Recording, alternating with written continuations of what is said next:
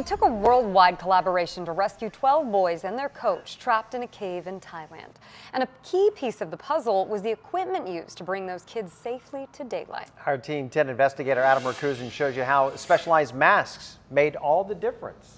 Yeah, and here's a graphic that was used up on the BBC's website that shows you how divers got those boys out and that full face mask that was so essential in their rescue. Navy SEALs from around the world order their equipment from a company right here in San Diego called Ocean Enterprises.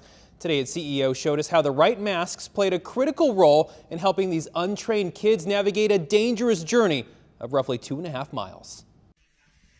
Now here was the problem. The kids are 12 years old. Most of them didn't swim, and they certainly didn't scuba dive. So how do you bring them out? Thousands of miles from the treacherous underground trek, Warner Kern walked us through how the experts were able to answer that question.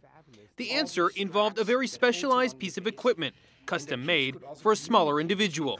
I think the full face mask was an instrumental reason for saving these people's lives, because they could literally stay underwater for a while and laugh and talk and be distracted from actually the danger they're going through. Kern says traditional scuba equipment requires a certain level of training, something hard to achieve in a cold, dark cave. There's certain things that can go wrong with it. The mask can flood from the strong current. If I turn my head, the water comes in on the side, or the regulator comes out. Now, how do I put it back in? We learn all that in a class, but it takes hours to learn all that. That situation of something going wrong could lead to anxiety and panic.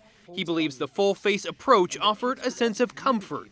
By putting this mask on your face, it has 5 straps in the back and it holds you.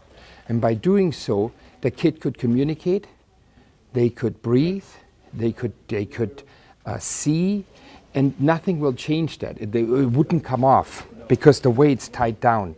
It's very similar to a fireman's mask. With the boys safely out of the situation, Kern called the rescue effort incredible.